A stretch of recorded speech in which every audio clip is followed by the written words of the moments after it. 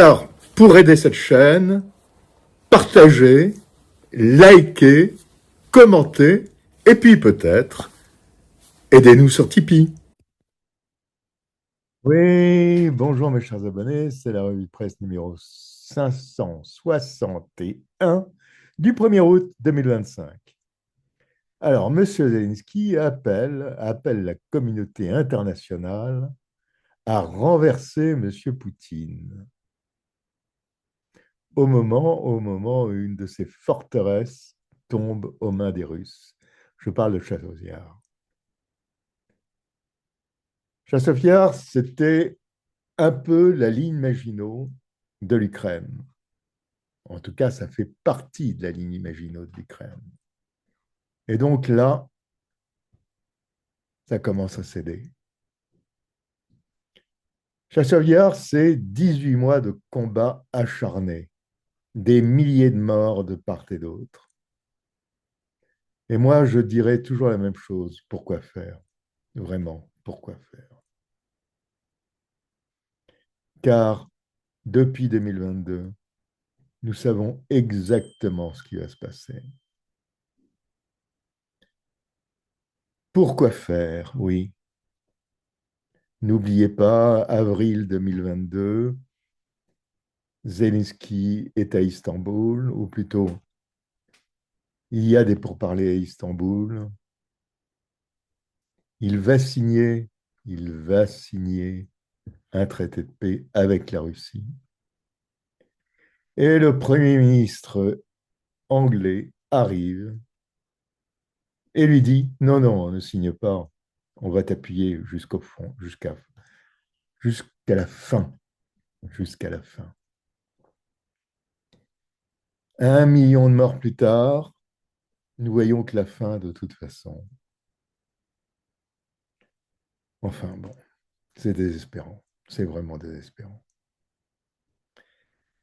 La revue de presse numéro 561 du 1er août 2025. Bonne lecture, mes chers abonnés. Good morning, Johanna, à présent avec cet appel très surprenant lancé par Volodymyr Zelensky. Il demande au monde d'agir pour un changement de régime en Russie, rien que ça. Oui, il dit comme ça paraît très ambitieux, ça paraît même un petit peu culotté, parce qu'il faut bien comprendre que quand Volodymyr Zelensky parle de changer de régime, il sous-entend qu'il faudrait écarter Vladimir Poutine du pouvoir. On l'écoute. Je crois que la Russie peut être poussée à mettre fin à cette guerre. C'est elle qui l'a commencé et on peut la contraindre à y mettre un terme. Mais si le monde ne vise pas un changement de régime en Russie, cela signifie que même après la fin de la guerre, Moscou continuera à tenter de déstabiliser les pays voisins. À 15 km de la ligne de front, ces habitants de Dobropilya, dans l'est de l'Ukraine, fuient l'avancée des forces russes. Que dire? C'est dur. Vous vivez quelque part et on vous arrache à cet endroit. Mais que puis-je faire? Rien. Les combats sont à présent si proches que la ville est la cible de bombes planantes et de drones. Les autorités ont décrété l'évacuation. Il y a un risque de dégâts à cause des obus. Là, vous pouvez entendre des missiles et des obus qui ont été tirés. Tout dépend de la situation sécuritaire. La Russie reste déterminée à conquérir toute la région de Donetsk. Jeudi, Moscou a revendiqué la prise de la ville stratégique de Chasiv-Yar, ce que l'Ukraine a qualifié de mensonge. Après 16 mois de combats intenses et une avancée progressive de l'armée russe, il ne reste plus grand-chose de cette ville. Mais sa position élevée permettrait à la Russie de frapper des localités voisines, vitales pour l'approvisionnement des troupes ukrainiennes. Non loin de Chasiv-Yar, Kramatorsk a également subi des bombardements russes ce jeudi. Une bombe planante a frappé un immeuble résidentiel, faisant des morts et des blessés. La nuit précédente, Moscou avait lancé une attaque massive de drones et de missiles de croisière sur toute l'Ukraine. Principale cible, la capitale Kiev, où au moins 16 morts ont été recensés. De quoi pousser le président Zelensky à lancer un nouvel appel à ses alliés. Je crois que la Russie peut être poussée à mettre fin à cette guerre. Mais si le monde ne vise pas un changement de régime en Russie, cela signifie que même après la fin de la guerre, Moscou continuera à tenter de déstabiliser les pays voisins. L'ultimatum de Donald Trump expire dans une semaine. Le président américain demande à son homologue russe de mettre fin à son invasion sous peine de nouvelles sanctions. Le président Zelensky a signé une loi permettant aux personnes de plus de 60 ans de signer un contrat de service militaire. Ce contrat d'1 an pourra être renouvelé. Dans la région de Tcherniv, donc en Ukraine, de nouveau, un camp d'entraînement ukrainien a été bombardé par les Russes avec 2 missiles Iskander. Le camp n'a pas encore été géolocalisé, mais il se situerait, selon les dernières informations, à une vingtaine de kilomètres de la ligne de front. Et d'après les Ukrainiens, il y aurait eu 3 morts et 18 blessés dans la frappe. Et selon les Russes, ce bombardement aurait causé 200 victimes à l'armée ukrainienne. Le 31 juillet, un nouveau raid de 300 drones russes a visé principalement la ville de Kiev, comme vous pouvez voir ici donc sur la carte. 8 missiles de croisière ont également été lancés dans ce raid. Et si une bonne partie a été interceptée, certains de ces vecteurs ont atteint leur cible et selon les autorités locales, 27 personnes ont été tuées et 159 blessées. Ce qui ressort de ce qu'on observe, c'est que alors évidemment, les Russes avancent, tout ça, c'est pas un mystère. Ce qui est plus intéressant, c'est de constater que aujourd'hui, plus qu'avant, les Ukrainiens n'arrivent plus à avoir une défense continue sur toute la ligne de front.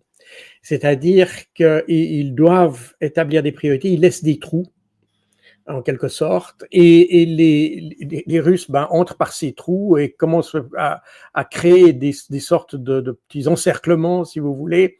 Et puis, au fur et à mesure que la situation des Ukrainiens se dégrade, ils doivent concentrer leurs forces sur certains points et par conséquent, ils laissent des trous ailleurs et on se trouve dans une spirale qui conduit inéluctablement à l'effondrement du front ukrainien. Alors, les Ukrainiens ils essayent maintenant de mettre en place un nouveau plan de défense qui serait basé sur un usage extensif de drones et ça explique en grande partie les déclarations qu'on a un peu partout d'ailleurs de l'Union européenne en particulier, mais pas seulement, de certains milliardaires qui offrent des milliers, pour ne pas dire des millions de drones à l'Ukraine, etc. parce que le plan qui est en train d'être mis en place par les Ukrainiens, c'est que comme ils n'arrivent pas à avoir assez de troupes, d'hommes sur le front, eh bien ils veulent les remplacer par des drones en quelque sorte. Et donc on a maintenant cette espèce de plan qui a pour objectif une neutralisation stratégique de la Russie, c'est-à-dire de lui créer des zones très difficiles d'accès, en quelque sorte, à cause de la présence des drones. Et de ce fait, d'obtenir, de nouveau, j'utilise à nouveau un terme ukrainien, la neutralisation stratégique, ça c'est aussi un terme ukrainien. Et l'autre terme qu'ils utilisent, c'est le terme de défaite fonctionnelle de la Russie. C'est-à-dire que on n'arrive pas à la battre, mais on l'empêche d'avancer en quelque sorte. En termes de matériel géolocalisé et détruit, ici en date du 24 juillet, nous avons un T-64 ukrainien qui a été détruit par 2 drones kamikazes russes. Donc voilà pour l'essentiel des informations ces dernières 48 heures sur le front de Soumy.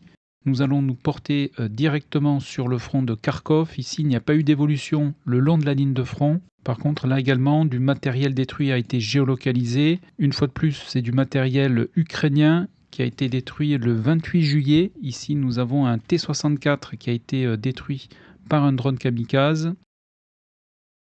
Et donc, dans la même journée, ici, c'est un canon automoteur, plus précisément un Gvozdika, qui a été détruit par 3 drones kamikazes russes.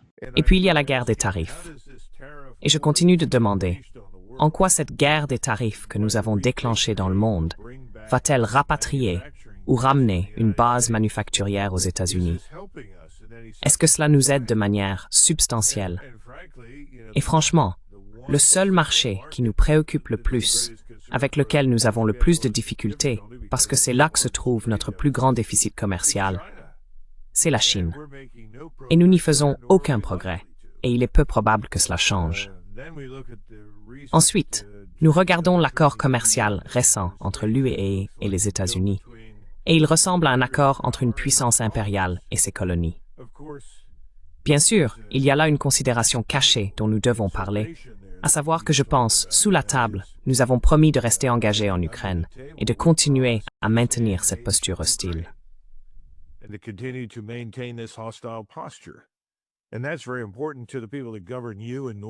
Et c'est très important pour les personnes qui vous gouvernent en Norvège et pour celles qui gouvernent partout en Europe, car l'hostilité envers la Russie est la marque de fabrique du globalisme.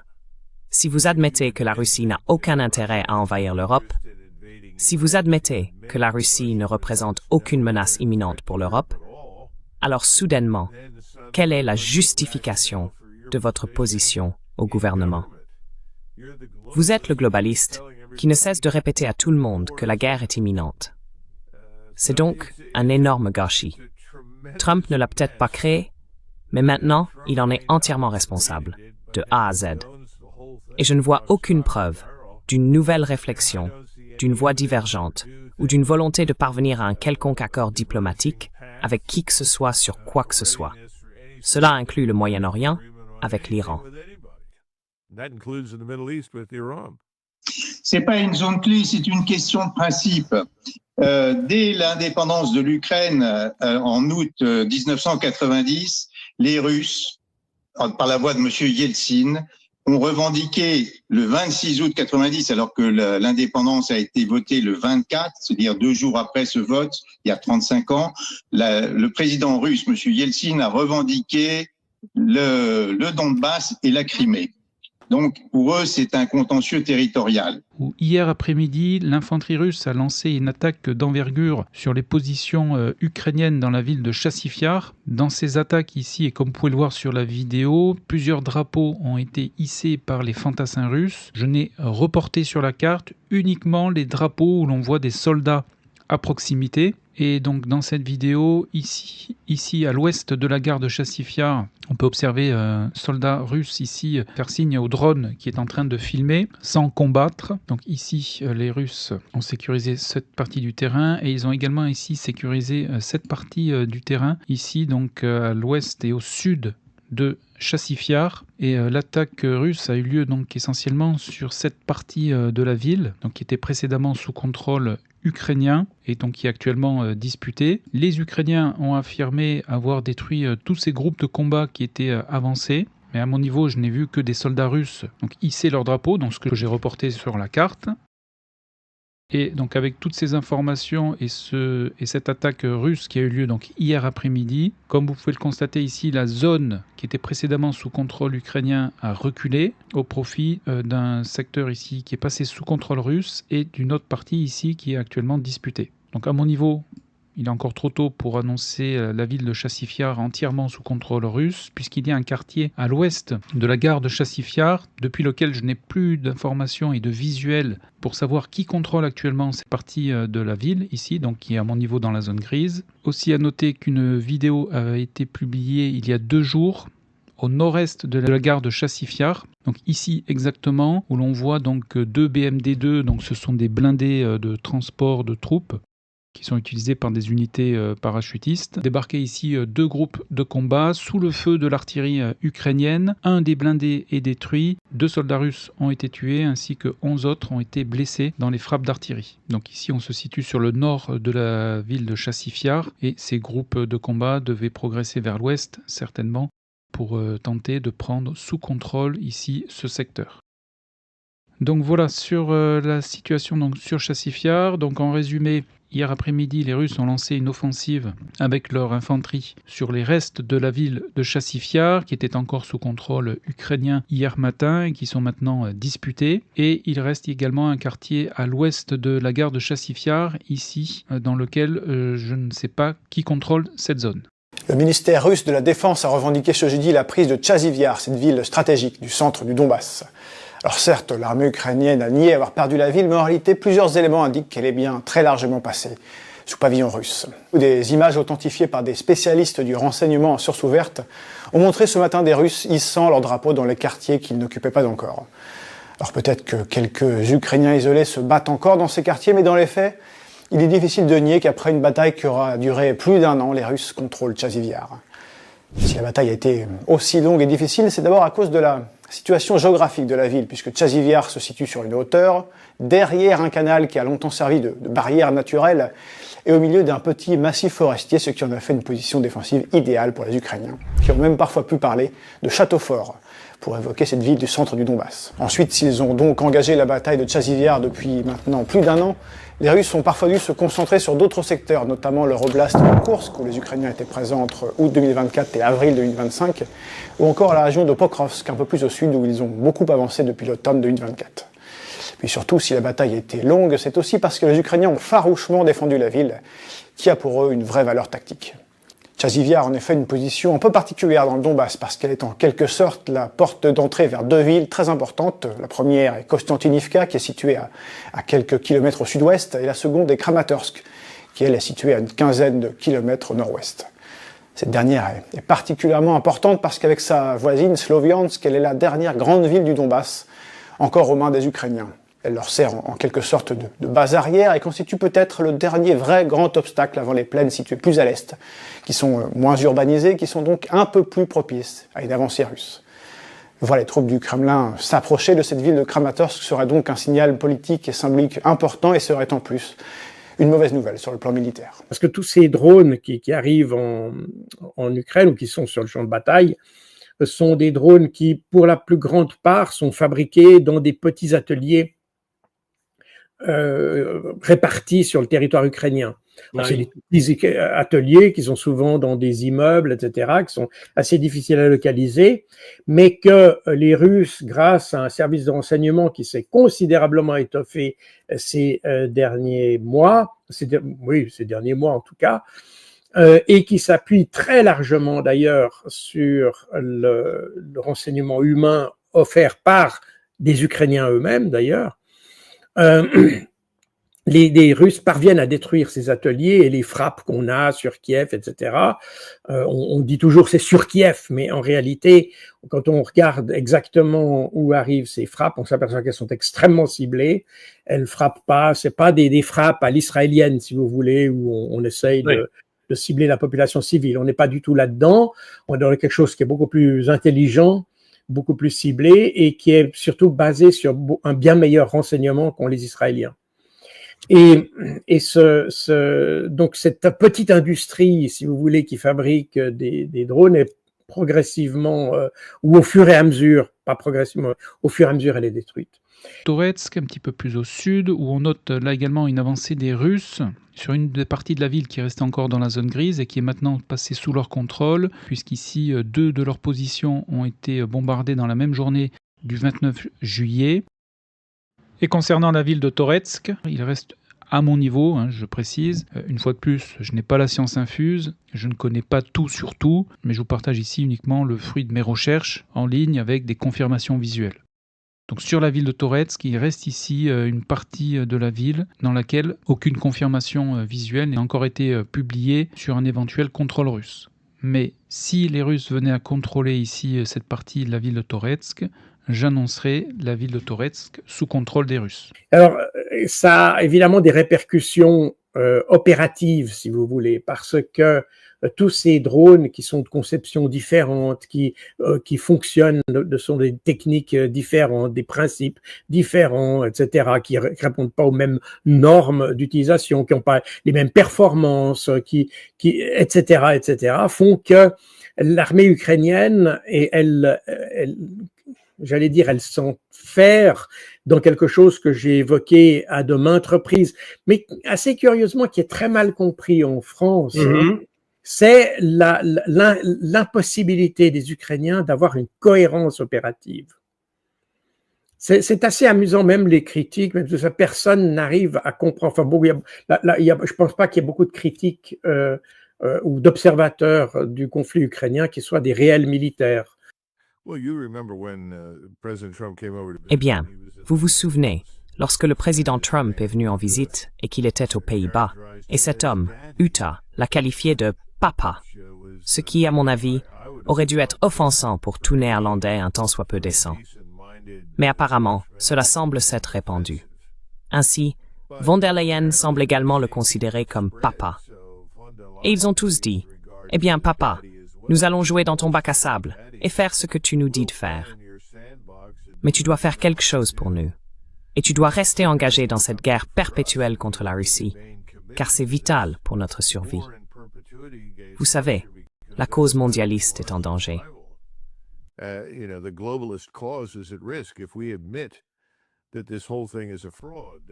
Si nous admettons que tout cela est une fraude, que la Russie n'a aucun intérêt à envahir qui que ce soit, que nous nous sommes inutilement engagés dans une désindustrialisation qui nous rend désormais dépendants de l'importation de gaz naturel liquéfié, très coûteux des États-Unis, au lieu d'acheter du gaz moins cher à la Russie, eh bien, alors nous serons évincés du pouvoir.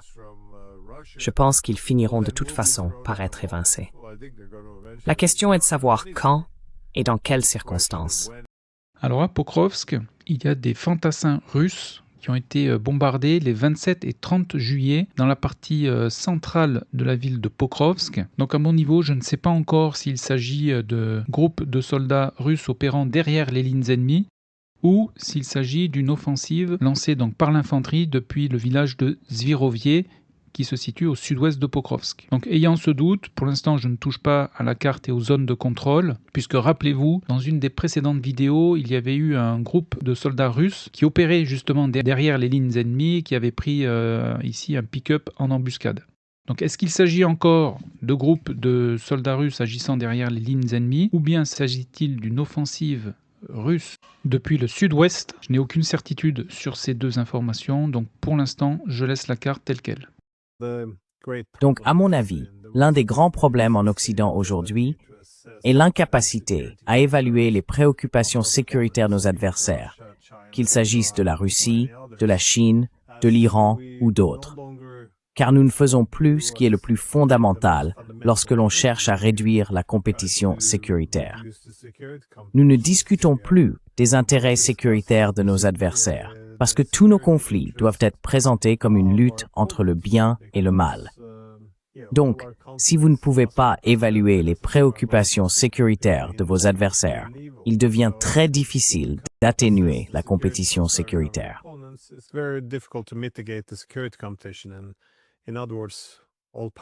En d'autres termes, tous les chemins vers la paix doivent passer par la victoire.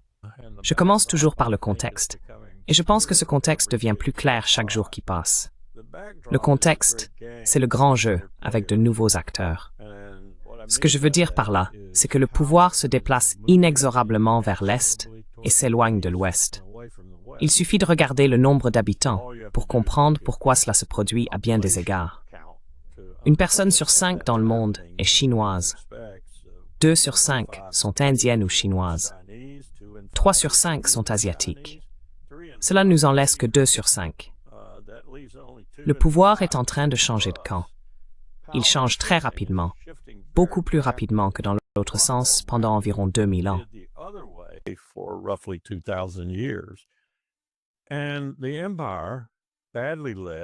Et l'Empire, mal dirigé, dirigé par un cirque à 3 pistes avec Trump au centre, Hegseth à gauche et Rubio à droite, si l'on veut, et les milliardaires derrière eux, ignorent totalement ce fait, à l'exception des milliardaires, des oligarques, qui sont très préoccupés par la capacité de l'Empire à continuer de violer, piller et dépouiller le monde en leur nom.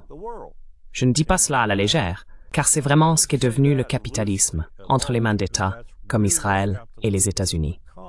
Et dans une certaine mesure, 1 ou 2 pays européens, c'est devenu prédateur, dans le sens où Marx, par exemple, je crois que c'était Marx, a dit que si on leur donne assez de cordes, ils finiront par se pendre eux-mêmes. Leur message aux députés tient en 3 mots, annuler la loi. Ces Ukrainiens sont mobilisés contre une loi promulguée le 22 juillet par le président Zelensky qui place sous son contrôle direct l'Agence nationale anticorruption et le parquet spécialisé anticorruption. Face à la colère de la rue, le président ukrainien a annoncé l'examen d'un nouveau texte ce jeudi. Alors jusqu'au bout, les manifestants de Kiev à Kharkiv maintiennent la pression sur les députés.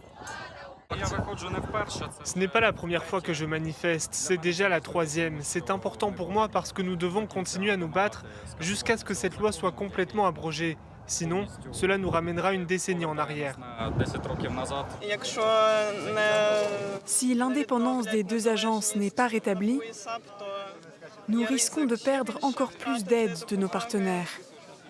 Je pense que l'image du pays a souffert d'une certaine manière. Volodymyr Zelensky avait d'abord tenté de défendre le texte en accusant les structures concernées d'inefficacité et d'être sous influence russe. Mais face aux critiques internes et à celles de l'Union européenne, il a fait marche arrière. Le nouveau projet de loi doit rétablir l'indépendance des agences concernées, comme l'a indiqué mercredi à l'AFP son ministre des Affaires étrangères. Nous sommes en train de corriger cela. L'Ukraine dispose d'une société civile forte et d'une jeunesse active. Elles ont exprimé leur point de vue. Les autorités ukrainiennes ont entendu leur voix, ainsi que celle de nos partenaires. Le texte introduit aussi des vérifications supplémentaires, comme des tests au détecteur de mensonges pour les agents ayant accès à des informations classifiées. Depuis leur création il y a 10 ans, l'Agence nationale anticorruption et le parquet spécialisé ont mis au jour des affaires majeures concernant des hauts responsables d'État, mais seulement 3 ont été condamnés à de la prison. Pourtant, dans l'accord récent entre l'UE et les États-Unis, nous avons vu que von der Leyen a en réalité complètement capitulé.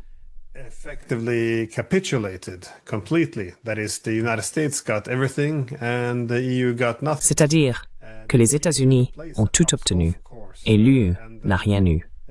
La réunion a même eu lieu sur le terrain de golf de Trump.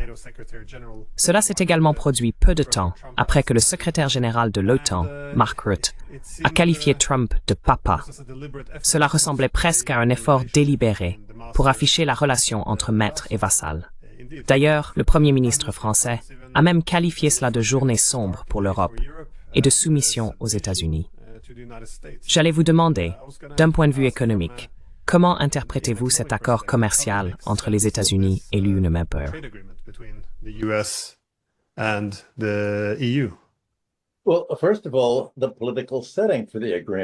Eh bien, tout d'abord, le contexte politique de l'accord.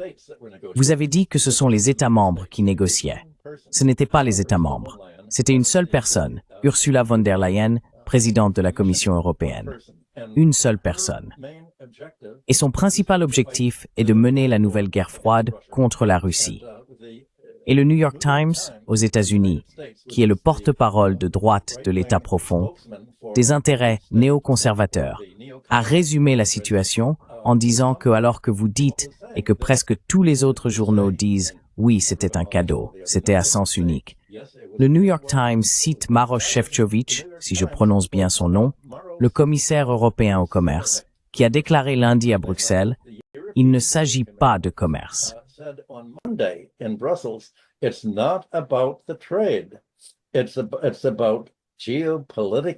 Il s'agit de la volatilité géopolitique.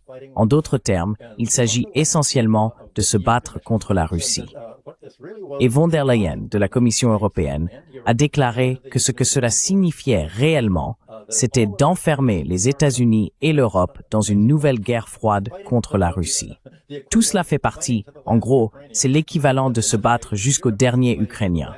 Sauf que dans ce cas, c'est l'Europe qui se bat jusqu'à la dernière parcelle de rentabilité pour ce qu'elle fait. On pourrait voir cela comme l'ukrainisation de l'Europe. Trump a dit à l'Europe, battez-vous avec la Russie. L'Amérique ne paiera pas pour cela. En gros, c'est l'Europe qui va payer, et elle le fera principalement en achetant des biens et des produits américains. Les parties au conflit ne font pas l'objet de sanctions du Conseil de sécurité de l'ONU. La Chine entretient des relations commerciales normales avec la Russie et l'Ukraine. Ce faisant, elle ne viole pas le droit international ni ne manque à ses obligations internationales. Les droits et intérêts légitimes de la Chine ne doivent pas être bafoués. En fait, jusqu'à présent, les États-Unis ont maintenu leurs relations commerciales avec la Russie. Si les États-Unis le font eux-mêmes, pourquoi ne permettent-ils pas aux autres d'en faire autant ? Kang Xuang a exhorté Washington à cesser de dénigrer la Chine et à contribuer de manière constructive à la paix. Il a averti que l'afflux continu d'armes sophistiquées en Ukraine ne faisait qu'aggraver le conflit et augmenter le risque d'escalade. M. Gang a également souligné la nécessité pour la Russie et l'Ukraine de désamorcer la situation sur le champ de bataille dès que possible. Il a déclaré que la Chine continuerait à promouvoir le dialogue et à œuvrer en faveur d'une résolution pacifique aux côtés de la communauté internationale. Nous voyons de nouvelles armes nucléaires arriver en Grande-Bretagne. Ces armes sont conçues pour être lancées par des F-15 ou des F-35. Nous les appelons des armes nucléaires tactiques, parfaitement adaptées pour attaquer des cibles au-delà du littoral baltique dans le nord de la Russie, ou potentiellement via l'Ukraine. Et nous avons annoncé cela, et nous en parlons. On a l'impression qu'il y a actuellement un accord universel à Washington selon lequel la façon de traiter avec la Russie est de continuer à intimider et à menacer.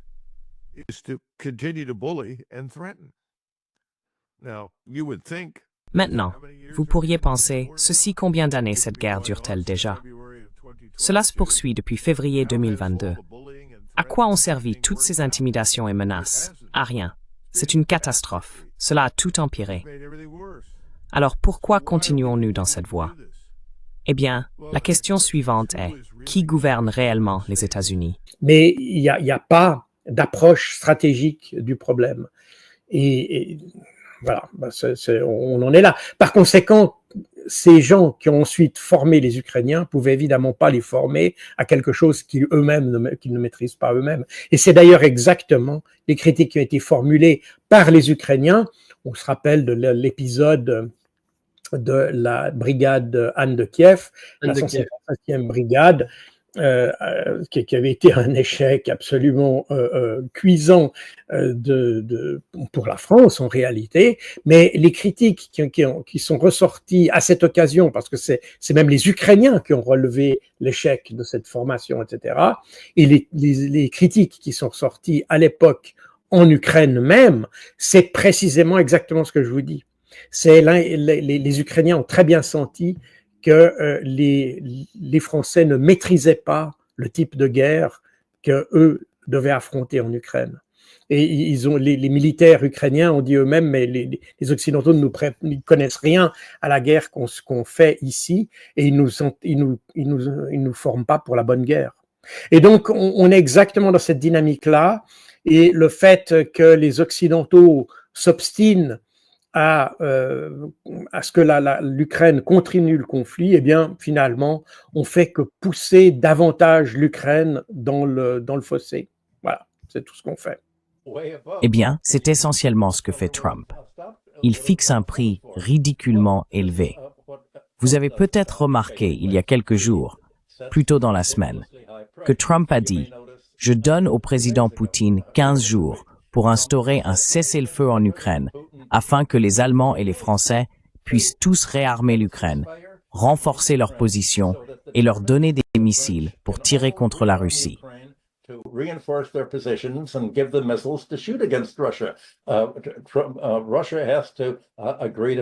La Russie doit accepter mon accord.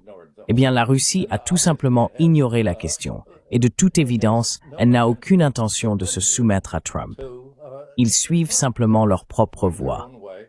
Von der Leyen s'est rendue. L'idée, c'est sans aucun doute de lancer des centaines, voire des milliers de drones chaque nuit et de saturer la défense anti-aérienne. Ils ont mis du temps, les Russes, mais ils ont, Sylvie, réussi, à obtenir les technologies du drone, mais surtout à les produire en masse, parce qu'ils ont quand même effectivement pour eux l'outil industriel.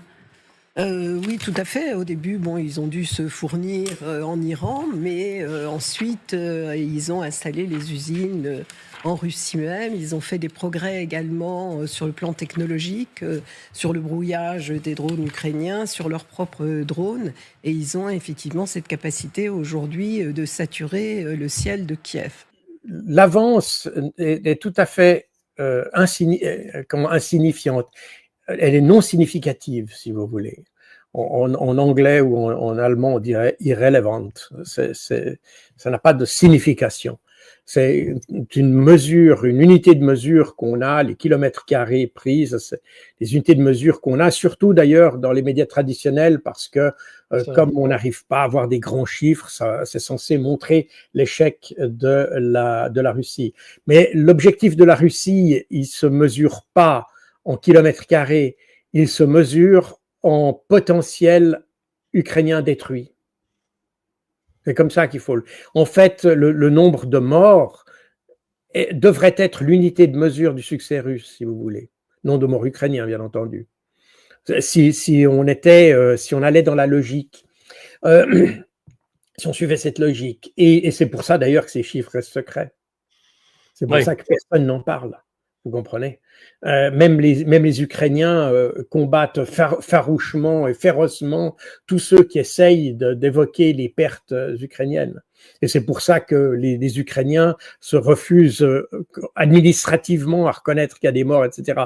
Parce qu'en réalité, de nouveau, je rappelle, les Russes sont restés extrêmement cohérents depuis le début du conflit. Les deux objectifs, dénazification, démilitarisation, sont les deux objectifs qui sont poursuivis. Point final. Mais démilitarisation, ça veut bien dire ce que ça veut dire. Ça veut dire enlever le potentiel militaire. Voilà. Alors ça peut se décliner à différents degrés. Et sur le terrain, ça se décline par la destruction d'un potentiel. Aux négociations d'Istanbul, ça se décline par l'absence le refus ou l'abandon de l'idée d'appartenir à l'OTAN, par exemple. Voilà, l'idée de démilitarisation a plusieurs déclinaisons possibles selon qu'on se met au niveau tactique, opératif ou stratégique, ou politique même. I think it's Russia. I think it's disgusting what they're doing. I think it's disgusting. This is Biden's war. It's not my war. But I said if I get in, I'll try and get the thing stopped. But I think what Russia's doing is very sad. A lot of Russians are dying. You have a lot of Russians. More Russians are dying. But Russians are dying. Ukrainians are dying. You know, the United States isn't really involved in that war. It shouldn't be. And by the way, I made a deal with NATO where NATO pays us for.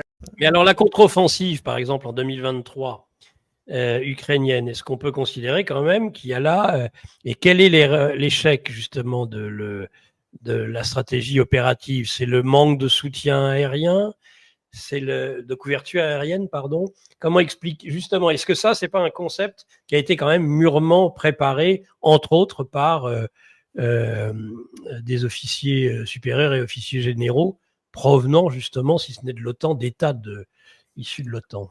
Alors, il y a eu de l'implication d'un certain nombre de géants, notamment les Européens, qui ont poussé l'Ukraine à faire cette contre-offensive, mais ce qu'on a appelé contre-offensive, mais qui était presque plus une contre-attaque qu'une contre-offensive. Enfin bref, on va pas chipoter sur les termes. Mais par exemple, les Américains étaient opposés à ça. Les Américains avaient dit que l'armée ukrainienne n'était pas mûre pour ce type d'opération.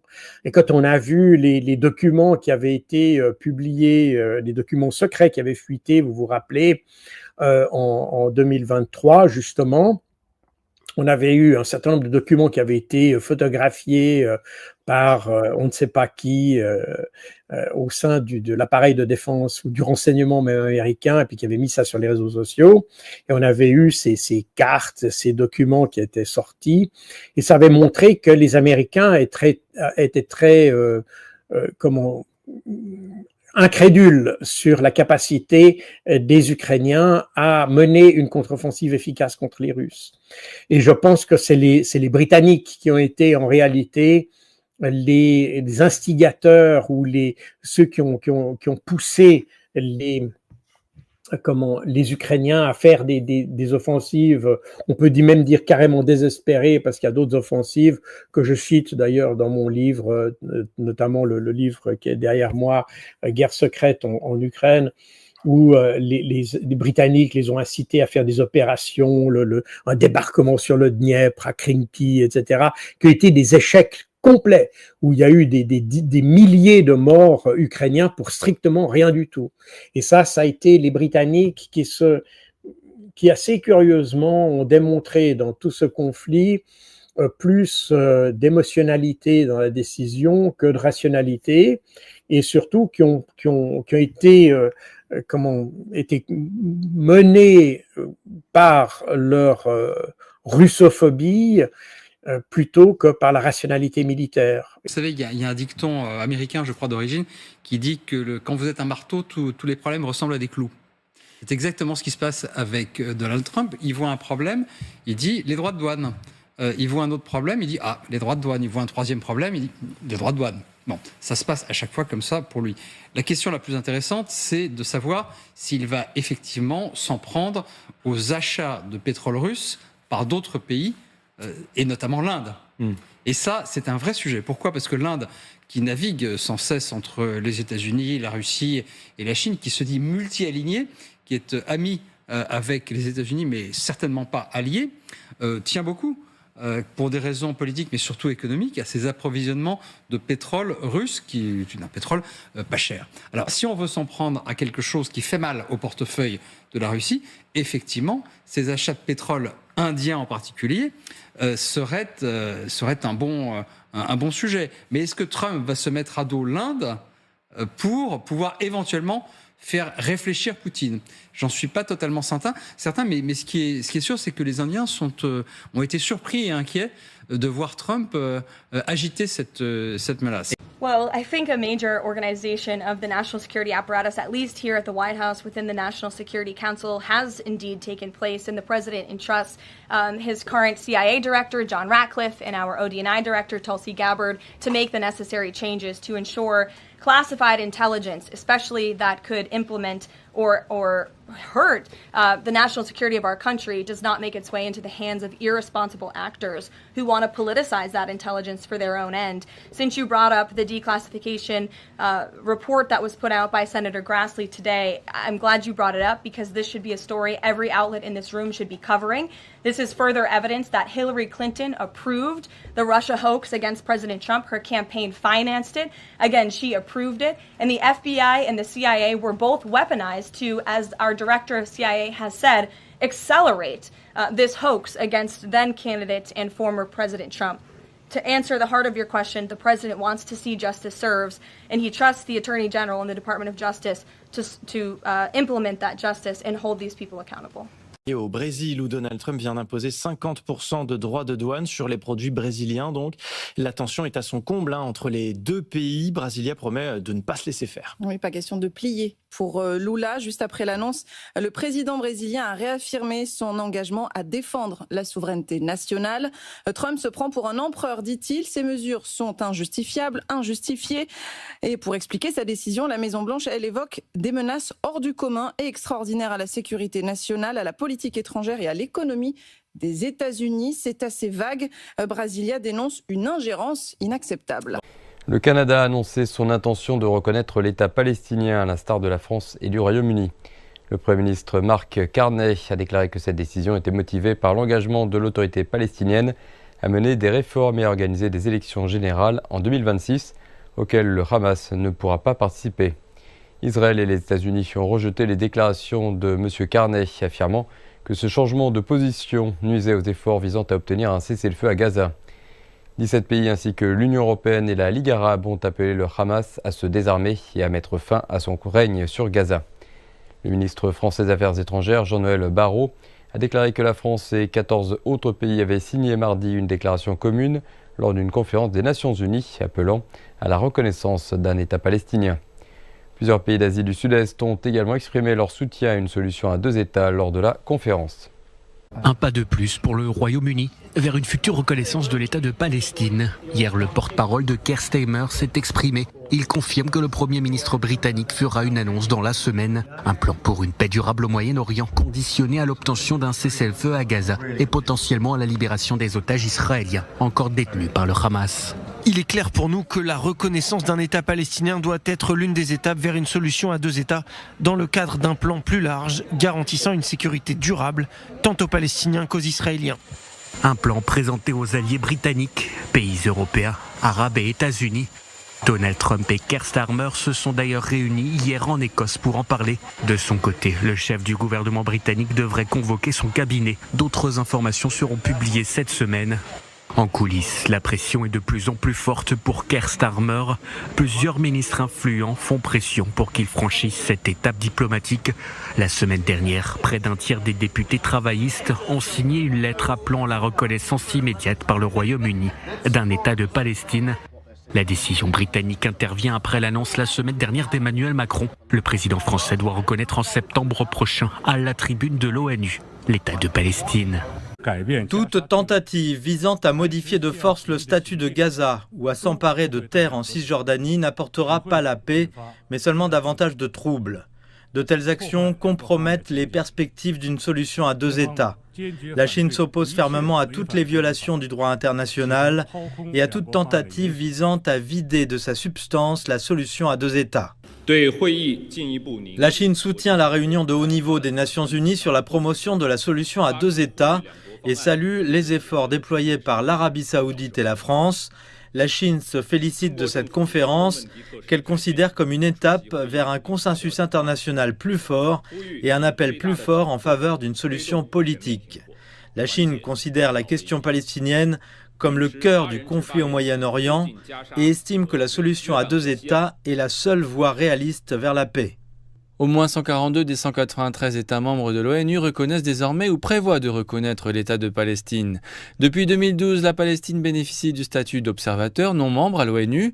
En 2023, elle a obtenu des droits élargis, tels que celui de proposer des résolutions et de rejoindre des comités, mais elle ne dispose toujours pas du droit de vote. La solution à deux États remonte à 1947, lorsque la résolution 181 de l'ONU a proposé la création d'un État arabe et d'un État juif. L'ONU a officiellement commencé à utiliser le nom Palestine en 1988, après que l'Organisation de libération de la Palestine a déclaré la création de l'État de Palestine. L'Allemagne a déclaré que la situation humanitaire à Gaza dépassait l'imagination alors que le ministre allemand des Affaires étrangères Johann Wonderful se rend en Israël. Et dans le même temps, l'envoyé spécial américain Steve Witkoff a rencontré jeudi le Premier ministre israélien Benjamin Netanyahou pour discuter d'un cessez-le-feu à Gaza et d'une solution à la crise humanitaire. Monsieur Witkoff rendra également dans un centre de distribution d'aide humanitaire à Gaza, alors que Israël fait face à une pression internationale croissante concernant la crise alimentaire. À cause de cette vague de reconnaissance d'État palestinien après le Canada, c'est sans doute l'Allemagne dont le ministre des Affaires étrangères est en route pour la région et peut-être aussi le Portugal qui pourrait emboîter le pas de la France et donc reconnaître un État palestinien. Ce qui ici est très mal jugé, à droite comme à gauche. D'ailleurs, par exemple, les familles des otages ont publié un communiqué jugeant que ces reconnaissances étaient honteuses. Ici, l'idée d'un État palestinien passe très mal. Pourquoi ? Eh bien, par exemple, je suis ici à Jérusalem-Est, il y a une proximité immédiate avec la Cisjordanie et les Israéliens craignent que ce qui est arrivé à Gaza, s'il y a un État palestinien en Cisjordanie, n'arrive aussi ici, c'est-à-dire touche les centres vitaux d'Israël et que finalement un État palestinien ne fasse que nourrir le conflit plutôt que de le régler. Donc malgré cette pression internationale, il y a ici une sorte de front uni contre ces initiatives diplomatiques. On va commencer avec Pierre Lellouche, si vous le voulez bien. Pierre Lellouche, ancien secrétaire d'État, est souvent invité de Punchline pour commenter et décrypter cette actualité. Il connaît bien cette émission. Bonsoir Pierre Lellouche. On a voulu absolument vous avoir ce soir, car le moins qu'on puisse dire, c'est que votre tribune chez nos confrères du Figaro nous a interpellés et vous posez une vraie question, comme d'habitude, toujours des questions pleines de bon sens. Emmanuel Macron reconnaît la Palestine, mais le monde reconnaît-il encore la France? Vous n'avez pas 2 heures, Pierre Lellouche, mais la question est essentielle et on peut légitimement se la poser. Malheureusement, oui, parce que chacun aujourd'hui a pris conscience de notre affaiblissement qui devient extrêmement visible. On en a vu un dernier exemple après l'accord surréaliste qui a été signé entre Madame von der Leyen et le président Trump. C'était pas un accord d'ailleurs, c'était un oukase, un diktat du président qui a dit vous signez là-dessus et puis voilà. Et donc elle a signé. Et au lendemain de cette signature, vous avez le Premier ministre de la France qui dit que c'est une soumission et que c'est un jour noir pour l'Europe et pour la France. Mais question, qu'est-ce qu'il faisait le Premier ministre et que faisait le gouvernement français pendant la période qui a précédé cette signature surréaliste? On était au courant de rien, on n'est plus dans la boucle, ou bien notre voix n'est-elle plus du tout entendue en Europe? Voilà un exemple qui est quand même extrêmement frappant de ce que malheureusement il convient d'appeler le déclassement de notre pays par rapport à l'Allemagne par rapport aux institutions européennes et puis à l'extérieur. On voit bien ce qui nous est arrivé depuis 2022, l'expulsion de la France de sa zone d'influence privilégiée en Afrique. On a, par exemple, il y a 8 jours, on a fermé le dernier camp militaire français au Sénégal, à Dakar, le camp Grey. Il n'y a pas une ligne dans la presse française pour le souligner. Pourtant, c'était un tournant historique. C'est la fin de la France-Afrique, en réalité, que nous vivons. On a vu le même déclassement l'année précédente dans le Pacifique, où nos meilleurs amis américains et anglais ont, dans notre dos, fabriqué une alliance nouvelle qui s'appelle AUKUS, en nous expulsant littéralement de la région, alors même que nous y sommes présents avec la Polynésie et la Calédonie. La Calédonie a par ailleurs d'autres problèmes qui ont été aggravés toutes ces dernières années. Tout ça sur un arrière-fond d'une explosion de la dette française à plus de 3 000 milliards, des impôts aussi, donc on bat le record européen en matière d'impôts et en matière de dette. Donc on voit bien que la France ne fonctionne plus, quoi. Il y a un vrai sujet, l'immigration n'est plus contrôlée, l'économie va pas bien, notre influence va pas bien, le système politique est paralysé faute de majorité au Parlement, et on a un président qui compense cela par une espèce de frénésie diplomatique en empilant les sommets, en empilant les déplacements et en empilant les grandes déclarations. Alors, sur à peu près tous les sujets, de la défense, la sauvegarde du Groenland, aujourd'hui à la sauvegarde des Palestiniens. Mais avant ça, c'était l'Ukraine, où on a dit tout et le contraire de tout, parce que je rappelle quand même que Emmanuel Macron, au début de la guerre, demandait à ce qu'on prenne en compte les intérêts, et il avait raison, les intérêts de sécurité de la Russie, avant de dénoncer la Russie comme notre ennemi existentiel.